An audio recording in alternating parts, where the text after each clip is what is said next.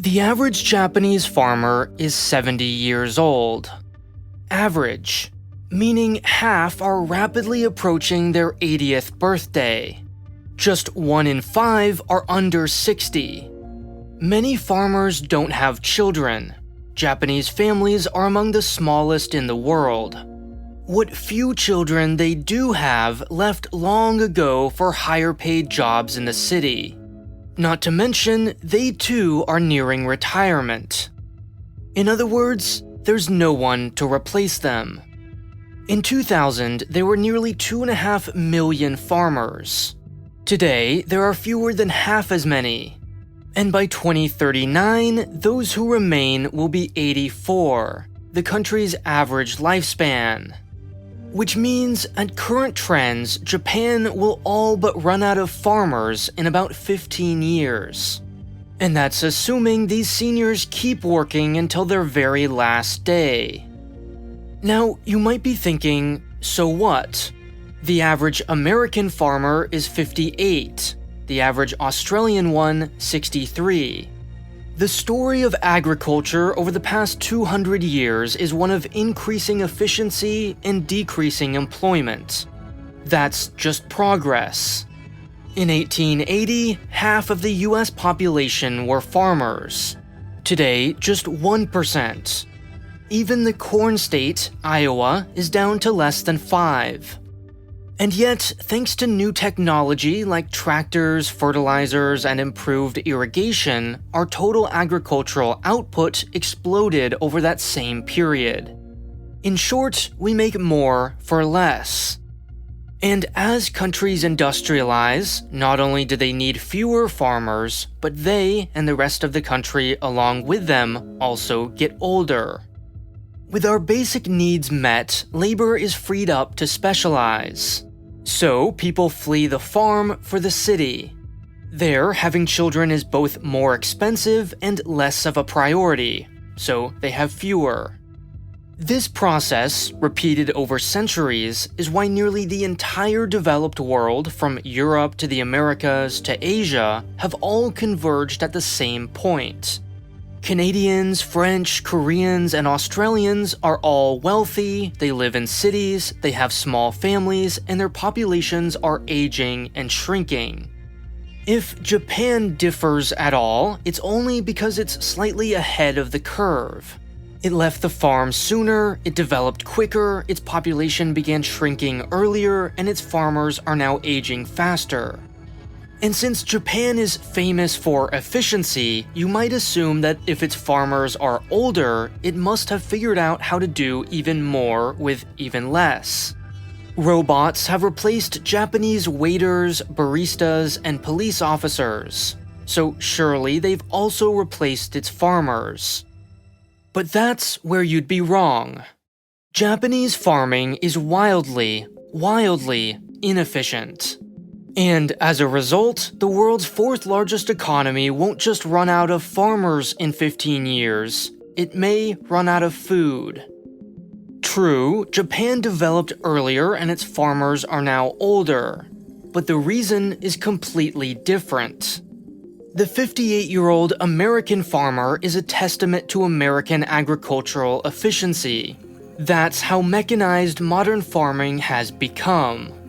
The 70-year-old Japanese farmer is a symptom of its failure. There, farming is little more than a hobby. For Japan, efficiency didn't mean getting really good at producing corn, soybeans, or potatoes. No, it skipped that step entirely. Instead, it got really good at producing cars and cameras and video games, which it then trades for the former. Imports feed Japan, not tractors or fertilizer or robots. Now, all developed countries, of course, did some version of this. Specializing in their comparative advantage, after all, is how they developed in the first place.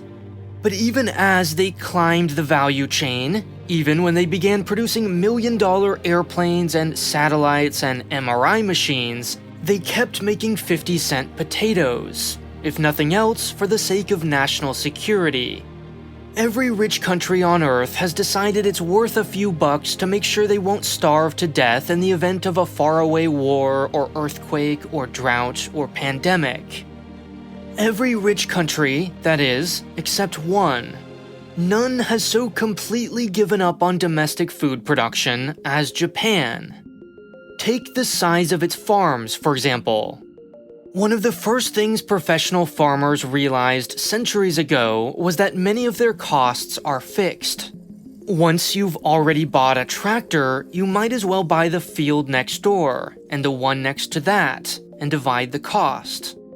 Farming is all about economies of scale. There's a reason America's factory farms with over 1,000 acres have slowly cannibalized all the rest. Meanwhile, 10% of Japan's entire farmland would fit in Texas's King Ranch alone. The average size of a Japanese farm? 7 acres. In America, that number is 62. No, sorry, 462. Partly, this is just a quirk of history. After World War II, absentee landlords were forced to sell their farms, which were then redistributed in small plots to peasants. And partly, it's about geography. The country is smaller than California, and most land is either mountainous or already developed. It has about 10 million acres of arable land. The US has nearly a billion. Now, in theory, Japanese farmers could make up for this lack of scale with their signature efficiency. As anyone who's tried their hand at urban gardening has quickly discovered, growing things is a lot more work than it sounds. Farming, if you plan on making money, that is skilled labor. When you may only get 40 or 50 harvests in your entire life, there isn't much room for trial and error. And yet, most Japanese farmers are part-time. They do it on the side, perhaps to make some extra cash in retirement. Even though the country's climate supports double cropping, for instance, many only manage one crop a year, if that. Picture the most meticulously maintained community garden, not a sprawling Quonset hut crammed with 10,000 chickens. Japanese-style farming is fulfilling work, surely, and there's no doubt this labor of love yields some truly artisanal, mouth-watering food. But boy, is it inefficient. A few discerning shoppers will splurge on these ultra-organic, ultra-handcrafted delicacies. It's not uncommon to find a single Japanese strawberry or melon on sale for $50 or even $100 in Korean or Hong Kong grocery stores. But needless to say, the market is pretty small, which means most of its food has to be imported. Per capita, Americans consume more calories than anyone else on Earth, and we're the third most populous country. And yet, we still produce more food than we need, which is lucky for Tokyo because that's where much of the rest ends up. Japan, meanwhile, already eats fewer calories than any other developed country, by far. In fact, I kid you not, its caloric intake is closer to North Korea than the United States. But it's still only 37% self-sufficient, and that number has only fallen over time. The one thing it does produce enough of, rice, it's eating less and less of. The Japanese diet is shifting toward Western staples like bread, yogurt, and cheese. The average person eats half as much rice as they did in the 1960s. As a result, rice is one of the few Japanese foods you might find at your local supermarket. Although, you'll also find that it's 2 or 3 times more expensive than other rice, a consequence of its ludicrous inefficiency. And it's not just food. Somehow, Japan is an even slower adopter of EVs than the United States. Less than 2% of new cars sold are electric. Yet, it produces virtually zero oil. Therefore, Japan is one of the world's largest energy importers. Despite having just 8% as many people as India, it buys 2/3 as much oil, almost all from the Middle East. Even what Japan does manufacture, cars, consumer electronics, and pharmaceuticals, it's famous for doing so in the most import-reliant, least self-sufficient way possible. Toyota, for example, pioneered just-in-time production, which minimizes inventory by ordering only what parts are needed, only when they're needed. Mitsubishi now relies on 43,000 direct suppliers around the world. Again, Japan is not alone. The whole world relies on trade. The difference is what's at stake. For most countries, globalization has been about macroeconomic growth. The benefits of this growth, GDP, market integration, capital flow, are very real, yes, but also very vague and very abstract. For Japan, globalization is about survival. It has to import oil, or the lights won't stay on. It has to import food, or it will starve. Its 1 million 70-year-old part-time farmers simply aren't going to feed 120 million mouths. So, for all these reasons, Japan would be vulnerable even under the most favorable circumstances. But let's just say circumstances are less than favorable. Japan is a small island nation. It's surrounded by 3 nuclear-armed foes: China to the south, North Korea to the west, and Russia to the north. It's unusually exposed to natural disasters. It's only 100 miles away from one of the world's most dangerous geopolitical flashpoints, Taiwan. And its ability to defend itself from these threats is seriously limited. The Japanese Constitution was written in 1946, and as you can imagine, is very much a product of its time. Understandably, the overriding priority in the aftermath of World War II was preventing a similar tragedy from ever happening again. Thus, it includes the following declaration: the Japanese people forever renounce war as a sovereign right of the nation and the threat or use of force as a means of settling international disputes. Land, sea, and air forces will never be maintained. 80 years later, however, the world is a very different place. For one, neither the People's Republic of China, nor the North Korean regime, nor the Russian Federation existed when Tokyo made this commitment. Nuclear weapons were about 6 months old. The one thing that hasn't changed is the Japanese Constitution. It's the oldest unamended constitution in the world. The legacy of World War II and the Japanese people's admirable commitment to peace created a taboo against anything resembling war, one that still lingers today. Now, the government can and has reinterpreted the Constitution. It argues, for example, that the country does have a right to self-defense. It now maintains fighter jets, helicopters, tanks, and missiles. Its soldiers have even been sent abroad as part of official UN peacekeeping missions. And it recently announced plans to increase defense spending. When taken together, all these developments may give the impression that its 1946 renunciation of war has been all but overruled. You can call your military a self-defense force all you want, you might say, but no country with F-35s is truly a pacifist. But we should put these changes in perspective. This is the recent increase in its defense spending.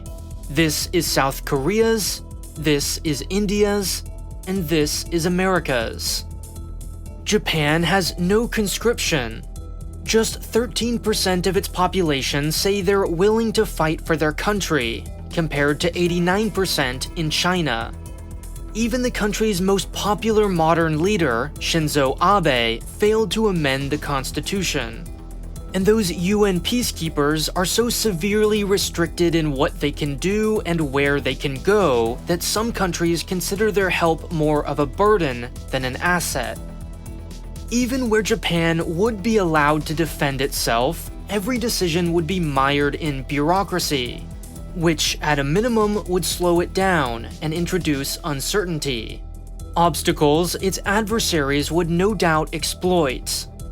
Consider its most acute security threat, for example, a Chinese attack on Taiwan. The most likely scenario, a Chinese naval blockade of the island with no shots fired, would leave Tokyo with the least legal justification to respond. Remember, Japan has forever renounced the threat or use of force as a means of settling international disputes.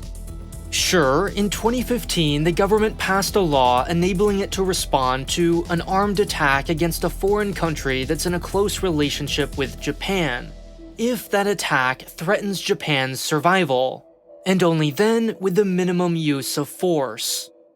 But even setting all those restrictions aside, this opens up a new bureaucratic wrinkle. Japan doesn't recognize Taiwan as a foreign country.